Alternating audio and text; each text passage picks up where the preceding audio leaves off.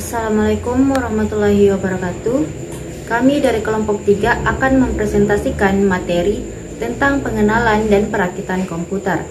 Berikut nama-nama anggota dari kelompok kami. Baik, yang pertama, perkenalkan, nama saya Nirma Lesari akan membawakan materi tentang hardware. Hardware adalah suatu komponen yang ada pada komputer. Bisa dilihat secara kasat mata dan mampu disentuh secara fisik. Fungsi hardware antara lain untuk mendukung kinerja komputer sebagai pengolah data dan menampilkan input proses. Beberapa contoh hardware dalam komputer yaitu CPU atau Central Processing Unit. CPU berisi rangkaian sirkuit yang menyimpan instruksi-instruksi pemrosesan dan penyimpanan data. Monitor merupakan alat yang mampu menampilkan teks maupun gambar dari data yang sedang diproses dalam CPU. Keyboard merupakan alat untuk memasukkan data maupun perintah ke CPU. Mouse merupakan alat bantu untuk memberikan perintah dalam memproses data atau mengedit data. CD-ROM, alat tambahan atau alat peripheral yang mampu menyimpan dan menuliskan data dan program melalui media CD atau compact disc. Hard disk merupakan alat untuk menyimpan data dalam kapasitas besar yang dilapisi secara magnetis. Compact disc atau CD. Compact disc adalah media penyimpanan yang terbuat dari bahan plastik. Floppy disk merupakan alat tambahan untuk menyimpan atau menuliskan ke dalam disket maupun sebaliknya.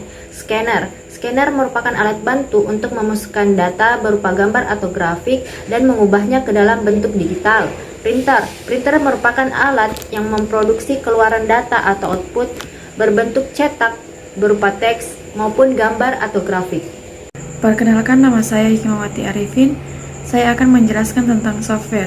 Software adalah kumpulan data elektronik yang disimpan dan diatur oleh komputer. Data elektronik yang disimpan komputer bisa berupa program yang berguna untuk menjalankan suatu perintah. Beberapa jenis software antara lain. Yang pertama adalah software system. Software system terdiri dari 3, yakni sistem operasi, program bantu, dan bahasa pemrograman. Yang pertama, sistem operasi. Sistem operasi merupakan perangkat lunak yang menjembatani pengguna dan perangkat keras. Yang kedua, program bantu. Program bantu merupakan suatu program yang berfungsi untuk membantu sistem operasi. Yang ketiga, bahasa pemrograman merupakan suatu aplikasi yang berguna mengkonversi perhitungan yang bersifat matematis menjadi suatu aplikasi. Nah, yang kedua, software aplikasi. Software aplikasi ini merupakan perangkat yang berfungsi untuk melakukan berbagai bentuk tugas perkantoran seperti pengolah kata, lembar kerja, presentasi, pengolahan halaman web, hingga perangkat media flyer dan sebagainya. Software aplikasi dapat dikelompokkan dalam beberapa bagian, yaitu yang pertama, pengolahan kata. Berfungsi untuk melakukan pengolahan kata yaitu pekerjaan yang berhubungan dengan naskah dan berbagai macam administrasi surat menyurat. Yang kedua, pengolahan angka, yang berfungsi untuk melakukan pekerjaan yang banyak berhubungan dengan angka-angka seperti penggunaan perhitungan, laporan keuangan, dan grafik. Yang ketiga, pengolahan kata, berfungsi untuk melakukan pengolahan dengan baik berupa angka atau gabungan angka dan kata. Multimedia, untuk memutar musik, menonton film yang menampilkan gambar ataupun audio. Komunikasi dan internet. Software aplikasi untuk komunikasi dan internet ini bisa menghubungkan banyak orang dalam jangkauan. Beberapa aplikasi yang bisa digunakan, contohnya ada internet, Google Chrome, Opera, Micro, dan lain-lain. Antivirus seperti namanya software ini berfungsi untuk membasmi virus dari perangkat penyimpan komputer, sebab virus bisa merusak data atau program tertentu dalam komputer. Dan terakhir ada pendidikan dan game. Software ini secara khusus digunakan untuk membantu memahami pelajaran yang dikemas dalam bentuk game agar tidak membosankan. Perkenalkan, nama saya Arsanti Delia Asis. Selanjutnya, brainware. Istilah brainware memang tak terlalu familiar seperti software dan hardware. Namun, brainware adalah komponen yang penting loh. Sebenarnya, brainware adalah sebutan untuk manusia yang menggunakan atau mengoperasikan komputer. Tanpa adanya pengguna, komputer tentu saja tidak akan pernah bisa dijalankan. Beberapa contoh brainware antara lain. Yang pertama, programmer, yakni orang yang membuat dan mempersiapkan program-program yang diperlukan dalam komputer. Yang kedua, administrator, yakni orang yang bertugas untuk mengelola sistem operasi dan program yang berjalan pada jaringan komputer. Yang ketiga, operator, yaitu orang yang bertugas melayani dan menjalankan sistem yang berhubungan dengan perangkat komputer. Perkenalkan, saya Raid Farang Sidik dari kelompok 3 akan menjelaskan tentang bagaimana cara komputer bekerja. Cara kerja komputer pada dasarnya cukup sederhana, namun banyak orang yang justru mengartikan bahwa cara kerja komputer sangatlah rumit.